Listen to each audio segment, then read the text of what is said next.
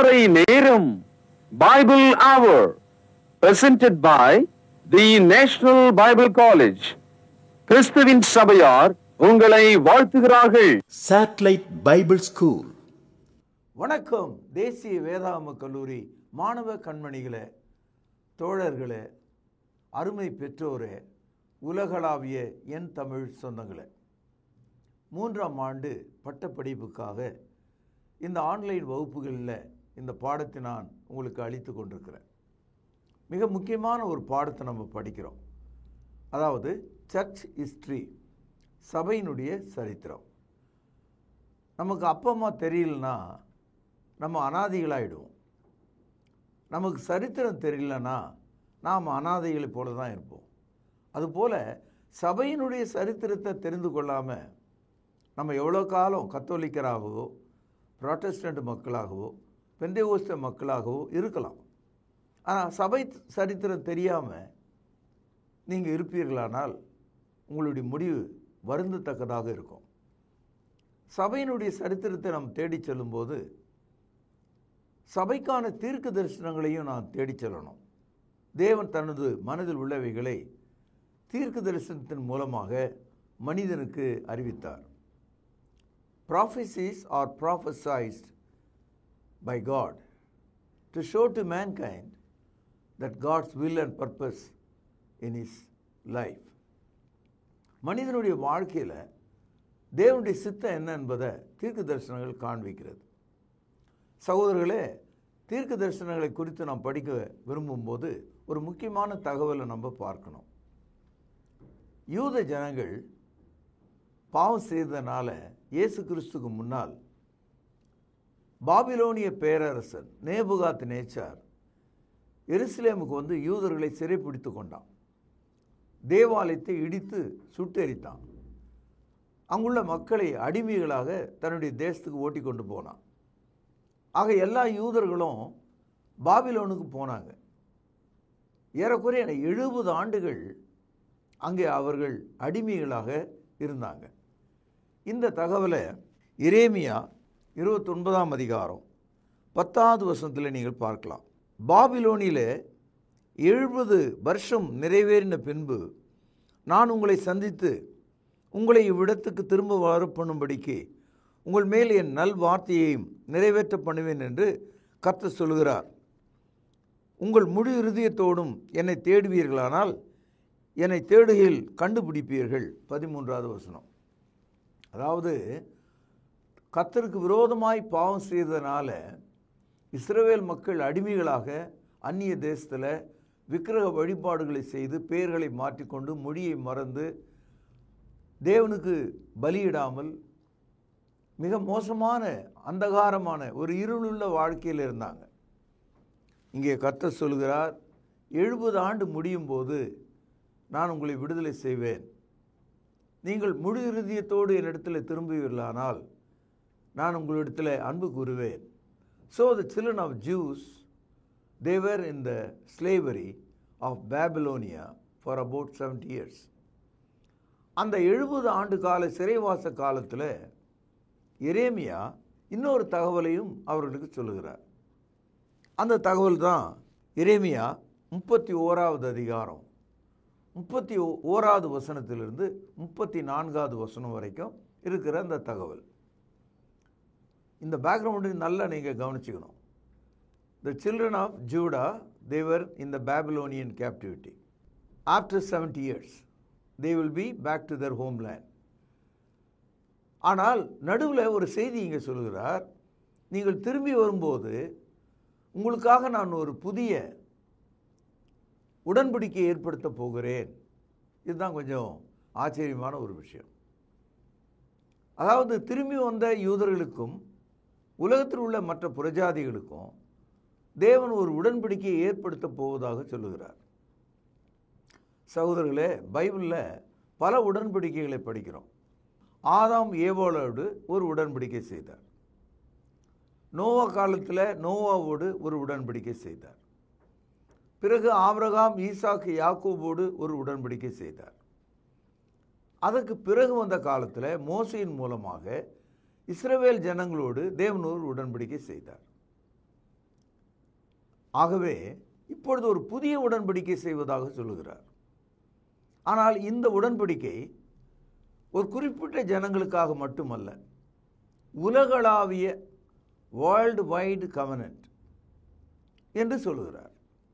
பாருங்கள், 31வது வசனம், 31ஆம் அதிகாரம், பக்கம் 916, பழைய ஏற்பாடு. இதோ நாட்கள் வரும் என்று கர்த்தர் சொல்கிறார், அப்பொழுது கவனிங்கள், இஸ்ரவேல் குடும்பத்தோடும் யூதா குடும்பத்தோடும் புது உடன்படிக்கை பண்ணுவேன். இந்த வசனத்தில் பிஹோல்ட், இதோ என்று சொல்லுகிறார். அது காண்பிக்கப்பட போகிறது, அது வெளிப்பட போகிறது. இந்த இடத்துல இஸ்ரவேல் யூதா என்று 2 வார்த்தைகளை நீங்கள் பார்த்தீங்க. சாலமோன் ராஜா காலத்துக்கு பிறகு இஸ்ரவேல் தேசம் 2ஆ உடைஞ்சு 10 தேசம் புரஜாதிகளாக மாறி அவங்க உலகம் முழுதும் சிதறுண்டு போனாங்க. ஆக தேவனுடைய பார்வையில் சிதறுண்டு போன அந்த 10 கோத்திரங்களும் புரஜாதிகளாகவே எண்ணப்பட்டது. மீதம் இருந்த பெஞ்சமினும் யூதாவும் தேவனுக்கு பிரியமாக இருந்தாங்க. ஆனால் அவங்களும் பாவம் செய்த போது இப்பொழுது அவர்கள் பாபிலோனில் சிறைவாசிகளாக, அடிமைகளாக 70 ஆண்டுகள் அங்கே இருக்கிறாங்க. ஆகவே தான் தேவன் என்ன சொல்கிறாரு, நான் ஒரு புதிய உடன்படிக்கை ஏற்படுத்துகிறேன். இந்த உடன்படிக்கை யூதருக்கு மட்டுமல்ல, புரஜாதிகளாகிய இஸ்ரவேலருக்கும். இந்த eyes of God, Judah and Israel are simply means Judah and the Gentiles. ஆகவே எல்லாருக்காகவும் ஒரு புதிய உடன்படிக்கை ஏற்படுத்துகிறேன் என்று சொல்கிறார். தேவன் யார்? Who is this God? This is the God of covenant. இந்த தேவன் உடன்படிக்கையின் தேவன். இந்த தேவன் உடன்படிக்கை மனுஷனுக்கு கொடுக்கிறவராக இருக்கிறார். மனிதனும் தேவனும் இந்த உடன்படிக்கையின் வழியாக உறவு கொள்ளலாம், ஐக்கியம் கொள்ளலாம், அவர்கள் சகவாசம் கொள்ளலாம். தேவன் அவர்களை ஆதரிப்பார். ஏசாயா தீர்க்கதரிசன புத்தகம் 43வது அதிகாரம், பழைய ஏற்பாட்டில் 849வது பக்கம், 18வது வசனம்.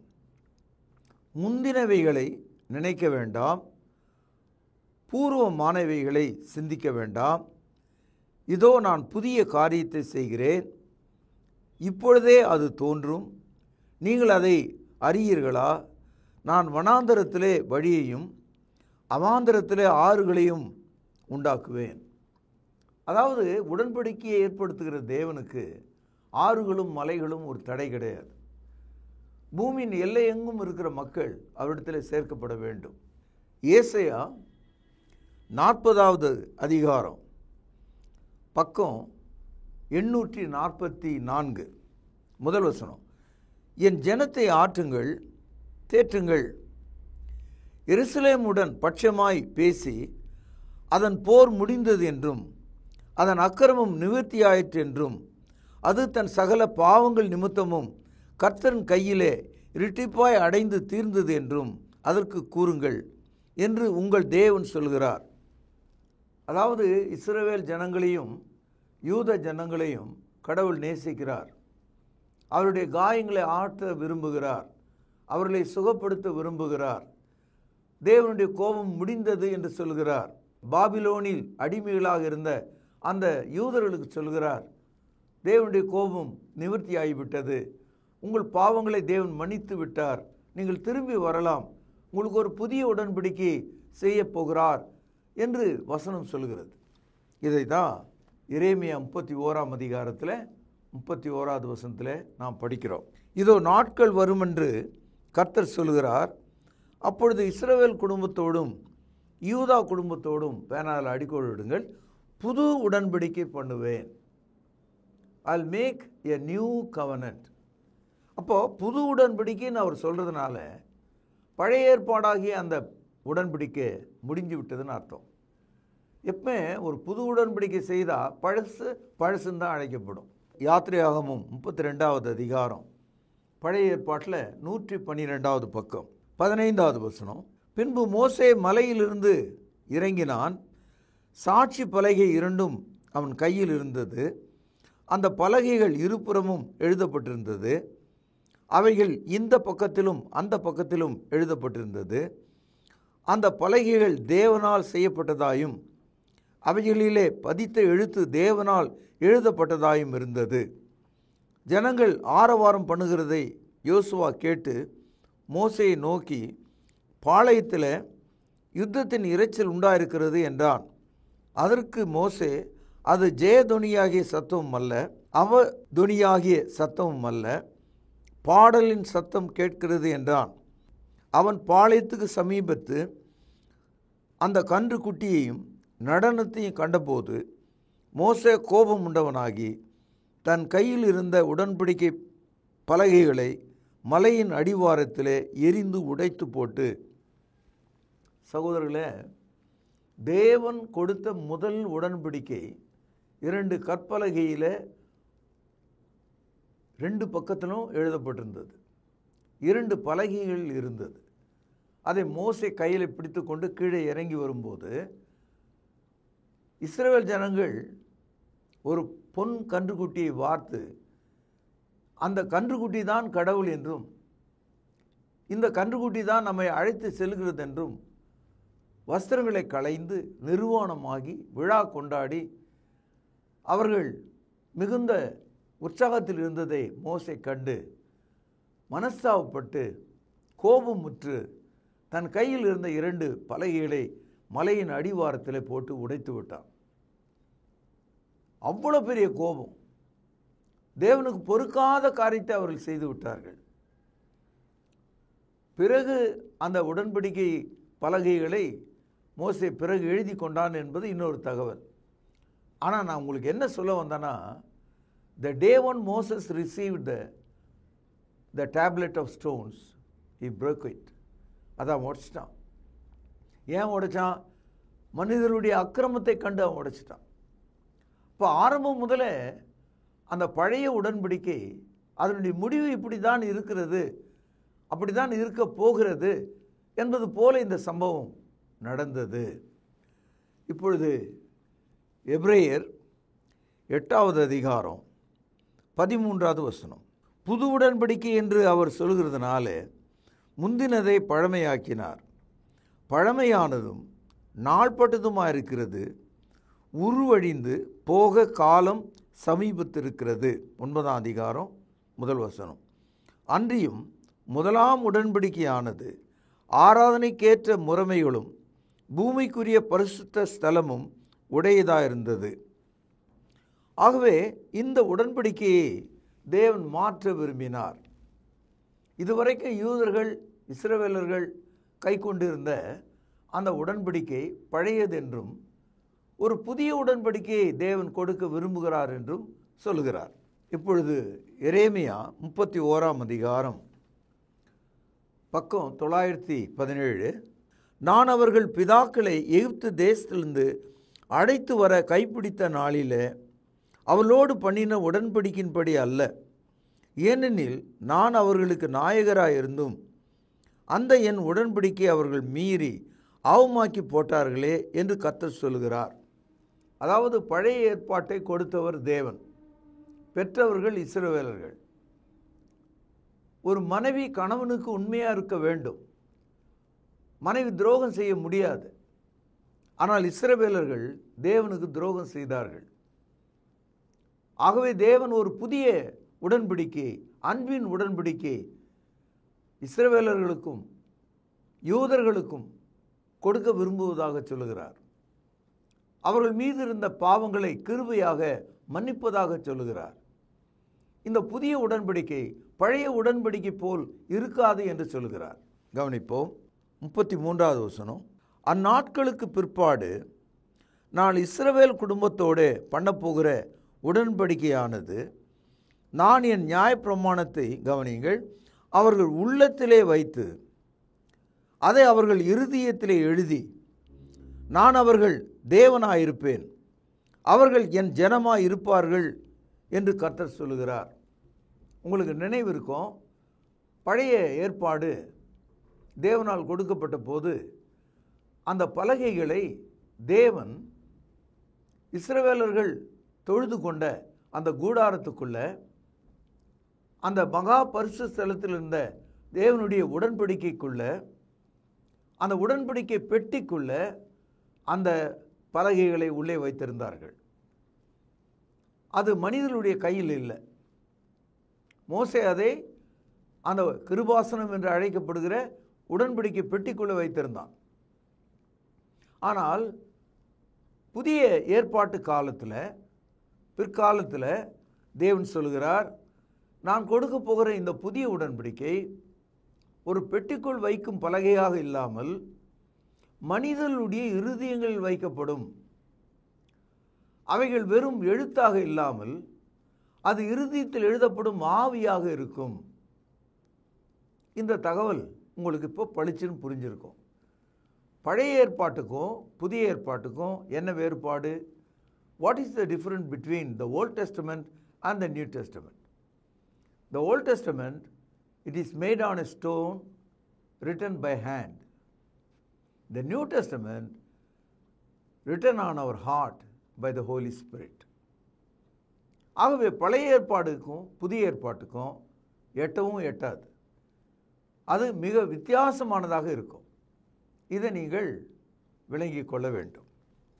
இப்பொழுது எபிரேயருக்கு எழுதிய நிருபம் 8வது அதிகாரம். இந்த பகுதி எரேமியா 31ஆம் அதிகாரத்தை பரிசுத்த ஆவியானவர் கிறிஸ்தவர்களுக்கு நினைவுபடுத்துகிறார். யூத கிறிஸ்தவர்களுக்கு விவரமாக அதை குறித்து அறிவிக்கிறார். பாருங்கள், இது புதிய ஏற்பாட்டில் 304வது பக்கம் 8வது வசனம் முதல் படிக்கிற கவனிங்க. அவர்களை குற்றப்படுத்தி அவர்களை நோக்கி, இதோ கர்த்தர் சொல்கிறது என்னவெனில், இஸ்ரவேல் குடும்பத்தோடும் யூதா குடும்பத்தோடும் நான் புது உடன்படிக்கையை ஏற்படுத்துகிற காலம் வருகிறது. அவளுடைய பிதாக்களை எகிப்து தேசத்திலிருந்து கொண்டு வரும்படிக்கு நான் அவர்களுடைய கையை பிடித்த நாளிலே அவர்களோடு பண்ணின உடன்படிக்கை போல அது இருப்பதில்லை. அந்த உடன்படிக்கையிலே அவர்கள் நிலை நிற்கவில்லையே, நானும் அவர்களை புறக்கணித்தேன் என்று கர்த்தர் சொல்லுகிறார். இந்த 2 வசனத்தில் இஸ்ரவேலர்கள் உடன்படிக்கையை மீறிவிட்டார்கள். அவர்களுக்கும் தேவனுக்கும் உறவில்லாமல் போய்விட்டது. அவர்களும் ஒரு அந்நிய மக்களைப் போல மாறினார்கள். இது அவர்களுக்கு தெரியாது, ஆனால் தேவனுக்கு தெரியும். எப்பொழுதுமே கெட்டு போகிறவனுக்கு தான் கெட்டு போனது தெரியாது, மனிதனுக்கு தெரியும். அப்போ நாம் நம்முடைய இருதயத்தில் அழுகி விடுவோமானால், கெட்டு போவோமானால் தேவனுக்கு தெரியாது. ஆகவே இஸ்ரவேலர்கள் they lost their relationship with God because they are not continued in the old covenant. ஆகவே அவர்களுக்கும் தேவனுக்கும் உறவில்லாமல் போய்விட்டது. ஆகவே தேவன் ஒரு வாக்குத்தத்தம் கொடுக்கிறார். 70 ஆண்டு காலம் அடிமைகளாக இருக்கிற அந்த பாபிலோனிய யூதர்களுக்கு சொல்கிறார், இதோ நாட்கள் வரும், அப்பொழுது நீங்கள் இந்த 70 ஆண்டு முடிந்து உங்களுடைய சொந்த ஊராகிய யூதேயாவுக்கு திரும்பும்போது, எருசலேமுக்கு திரும்பும்போது ஒரு புதிய உடன்படிக்கையை நான் கொடுக்க போகிறேன். அந்த உடன்படிக்கை உங்களோடு மட்டுமல்ல, உலகத்தில் உள்ள எல்லா புறஜாதிகளோடும். அந்த உடன்படிக்கை மோசையின் கரத்தால் கொடுக்கப்பட்ட கற்பலைகள் எழுதப்பட்டவைகளைப் போல அல்ல, அது மனதில் எழுதப்படுகிற ஒன்றாக இருக்கும். எல்லாருடைய மனதிலும் ஆவினால் அது எழுதப்படும். அதனால்தான் இதை நம்ம புதிய ஏற்பாடு. பாருங்கள் 10வது வசனம். அந்த நாட்களுக்கு பின்பு நான் இஸ்ரவேல் குடும்பத்தோடு பண்ணும் உடன்படிக்கையாவது, 1, என்னுடைய பிரமாணங்களை அவளுடைய மனதிலே வைத்து, 2, அவளுடைய இருதயங்களில் அவைகளை எழுதுவேன், 3, நான் அவர்கள் தேவனாயிருப்பேன், 4, அவர்கள் என் ஜனமாயிருப்பார்கள், 5, அப்பொழுது சிறியவன் முதற்கொண்டு பெரியவன் வரைக்கும் எல்லாரும் என்னை அறிவார்கள். ஆகையால் கர்த்தரை அறிந்து கொள் என்று ஒருவன் தன் அயலானுக்கும் ஒருவன் தன் சகோதரனுக்கும் போதிக்க வேண்டியதில்லை. 6, ஏனெனில் நான் அவர்கள் அநியாயங்களை கிருபையாய் மன்னித்து, 7, அவர்கள் பாவங்களையும் அக்கிரமங்களையும் இனி நினையாமல் இருப்பேன் என்று கர்த்தர் சொல்லுகிறார். பழைய ஏற்பாடு என்று சொல்லக்கூடிய இஸ்ரவேலர்கள் கை கொண்ட ஏற்பாடு ஒரு ஆட்டுக்குட்டியினுடைய பலியினாலே பாவ மன்னிப்பு அவர்களுக்கு உண்டானது. அவர்கள் பாவம் செய்யும் போதெல்லாம் குற்ற நிவாரண பலிகளையும் பாவ நிவாரண பலிகளையும் செலுத்தினார்கள். ஆண்டுக்கு ஒரு முறை அவர்கள் பலிகளை செலுத்தினார்கள். ஆனால் புதிய உடன்படிக்கையின் காலத்தில் தேவன் நம்முடைய இருதயங்களில் தமது பிரமாணத்தை வைத்து எழுதி நம்முடைய பாவங்களை கிருபையின் வழியாக through grace he wanted to forgive us. நம்முடைய பாவங்களை அவர் மன்னிப்பதாக சொல்கிறார். அதனால தான் இதை நாம் புதிய உடன்படிக்கை நியூ கவனன்ட் என்று சொல்கிறோம். சகோதரர்களே, இந்த நாளில் நாம் படித்த பாடத்தை சுருக்கமாக கவனிப்போம். அதாவது ஏற்பாடு, உடன்படிக்கை என்ற 2 வார்த்தைகளை நீங்கள் எப்பவுமே ஞாபகம் வச்சுக்கணும். ஏற்பாடுன்னு சொன்னால் டெஸ்டமெண்ட், உடன்படிக்கைன்னு சொன்னால் covenant. What is the difference between testament and the covenant? Covenant is a oral form. Testament is a written form. அதாவது உடன்படிக்கை என்று சொன்னால் அது பேச்சு வழக்கு, வாயில் உடன்படிக்கை பண்ணிடலாம். கல்யாணத்தில் வாயில் தான் நம்ம பேசி ஒரு பொண்ணை கல்யாணம் பண்ணிக்கிறோம், அதுவும் ஒரு உடன்படிக்கை தான். ஆனால் எழுத்து வடிவில், அதனால தான் டெஸ்டமெண்ட் என்று அதை சொல்கிறோம். அதாவது covenant and testament are synonymous, same. One is a oral form, other one is the written form. அதாவது உடன்படிக்கை என்று சொல்லும்போது வாய் வழியாக பேசுவது, ஏற்பாடு என்று சொல்லும்போது எழுதி கொடுப்பது, ரெண்டும் ஒரு கருத்தை தான் பேசுகிறது. கடவுள் ஒரு உடன்படிக்கை ஏற்படுத்துவதாய் சொல்லுகிறார், அந்த உடன்படிக்கையை நம்முடைய இருதயங்களில் வைப்பதாக சொல்லுகிறார். அதனால தான் புதிய ஏற்பாட்டுக்கும் பழைய ஏற்பாட்டுக்கும் 100க்கு 100 வித்தியாசம் இருக்குது. இதையெல்லாம் விட்டு இந்த மதங்கள், பாரம்பரியங்களை பின்பற்றவங்க இந்த பழைய ஏற்பாட்டுக்கும் புதிய ஏற்பாட்டுக்கும் வித்தியாசம் இல்லாமல் கருத்துக்களை சொல்லி குழப்பங்களை உருவாக்கி மனிதர்களை மோசம் செய்வதை நம்ம பார்க்குறோம். இந்த விஷயத்தில் நீங்கள் ஜாக்கிரதையாக இருக்கணும். அதனால தான் புதிய ஏற்பாட்டு சபையை நம்ம அடையாளப்படுத்துகிறோம். சபை சரித்திரத்தை ஏன் நம்ம படிக்கிறோன்னா, இதில் பழைய ஏற்பாட்டின்படி நடக்கிறோமா அல்லது புதிய ஏற்பாட்டின்படி நடக்கிறோமா என்ற தெளிவு நமக்கு வரும். சபை சரித்திரம் தெரியாதவங்களுக்கு அவங்களுக்கு உடன்படிக்கை வேறுபாடு தெரியாது, எல்லாம் ஒன்று நினைப்பாங்க. அதனால தான் பெந்தெகோஸ்தே மக்கள் மத்தியில் தசம பாகங்கள் பேசப்படுது. புதிய ஏற்பாட்டில் நமக்கு தசம பாகம் இல்லை, அதை விட அதிகமான காணிக்கை மனப்பூர்வமாக கொடுக்கப்பட வேண்டும். 10ல் 1 இல்லை, 10ல் 10 கூட கொடுக்கலாம், ஆனால் மனப்பூர்வமாய் கொடுக்கணும். ஆக புதிய ஏற்பாட்டுக்கும் பழைய ஏற்பாட்டுக்கும் சம்பந்தமே இல்லை. இந்த உடன்படிக்கை குறித்து நீங்கள் சிந்திக்கத்தக்கதாக உங்களை அன்போடு நான் கேட்டுக்கொள்கிறேன். இதனுடைய தொடர்ச்சியை நாளை கவனிக்கப் போகிறோம். கடைசியாக அந்த 13வது வசனம் பாருங்கள். புது உடன்படிக்கை என்று சொல்கிறதுனால முந்தினதை பழமையாக்கினார். அப்படின்னா என்ன அர்த்தம்? ஏதோ ஒரு கட்டத்தில் பழைய ஏற்பாடு முடிகிறது, ஏதோ ஒரு கட்டத்தில் புதிய ஏற்பாடு தொடங்குகிறது. இதை குறித்த கருத்துக்களை அடுத்த பாடத்தில் நம்ம கவனிக்கலாம். பிரார்த்தனை செய்வோம். கிருபையும் இரக்கமும் தயவு நிறைந்த தகப்பனே, புது உடன்படிக்கை எல்லா ஜனத்துக்காக ஏற்படுத்தினவரே, கிருபையாக எங்கள் பாவங்களை மன்னிக்கவும் உமது வார்த்தைகளை எங்கள் இருதயங்கள் எழுதவும் நீர் சித்தம் கொண்டதற்காக உமக்கு நன்றி செலுத்துகிறேன். கேட்ட மக்கள் விசுவாசம் அடையவும் உண்மையுள்ளவர்களாய் உம்மை பின்பற்றவும் வேண்டும் என்று செபிக்கிறேன். ஆண்டவரும் கர்த்தரும் இரட்சகருமாக இருக்கிற இயேசுவின் நாமத்தில் ஜெபம் கேளும் ஜீவனுள்ள எங்கள் நல்ல பிதாவே, ஆமேன். அன்பான சகோதர சகோதரிகளை மீண்டும் சந்திப்பதில் நான் மகிழ்ச்சி அடைகிறேன். விசேஷமாக உங்களிடத்தில் ஒரு வேண்டுகோள், ஒரு ரெக்வெஸ்ட். என்ன அப்படின்னா, நம்முடைய பைபிள் அவர் ப்ரோக்ராம் பலவிதமான சேனல்களில் வருது.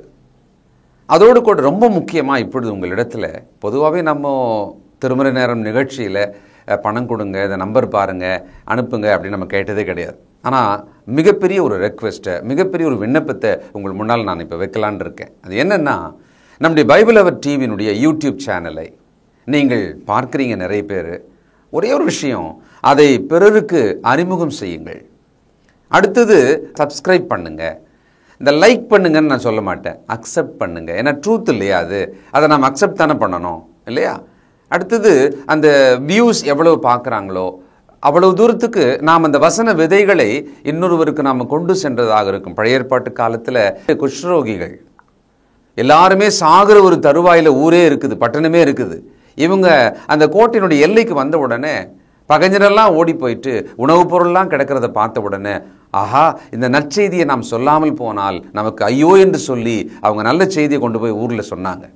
அதுபோல இந்த சுவிசேஷம், இந்த சத்தியம், இந்த கிறிஸ்தவ விழிப்புணர்வு, ஒருவர் பேச அதை மற்றவர்களுக்கு அறிமுகம் செய்கிற ஒரு வேலையை, ஒரு அந்திரியாவினுடைய வேலையை அவர் தானே பண்ணார். இயேசுவை கண்டேன், வந்து பாருங்க அப்படின்னார். அதை நீங்கள் செய்யும்படி உங்களை அன்போடு கூட கேட்டுக்கொள்கிறேன். சப்ஸ்கிரைப் பண்ணுங்கள், மற்றவர்களுக்கு ஷேர் பண்ணுங்கள், இந்த ட்ரூத்தை அக்செப்ட் பண்ணுங்கள். மற்றவர்கள் இதை அக்செப்ட் பண்ணுறதுக்கு நீங்கள் ஒரு கருவியாக, உதவியாக இருங்க. நிச்சயம் இது நிமித்தமாக இந்த சுவிசேஷ ஊழியத்தினுடைய பலனில் உங்களுக்கு பங்குண்டு, இல்லையா? God bless you. தேவன் உங்களை ஆசீர்வதிப்பாராக. நன்றி. அன்பானவர்களே, புதிய ஏற்பாட்டு தொழுகைக்கு திரும்புங்கள்.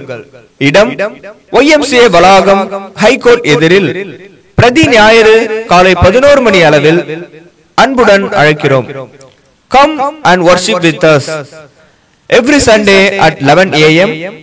YMCA Hall, opposite High Court, Parish Corner. கர்த்தாவே, தேவர்களில் உமக்கு பானவர் யார்? வானத்திலும் பூமியிலும் உமக்கு பானவர் யார்? உமக்கு பானவர் யார்? உமக்கு பானவர் யார்? வானத்திலும் பூமியிலும் உமக்கு பானவர் யார்? வானத்திலும் பூமியிலும் உமக்கு பானவர் யார்? தொடர்பு கொள்ள வேண்டிய முகவரி: திருமறை நேரம், 58 சர்ச் தெரு, குமரன் நகர், சென்னை 6082. தொலைபேசி எண் 0442550082. செல்போன் 9385500882.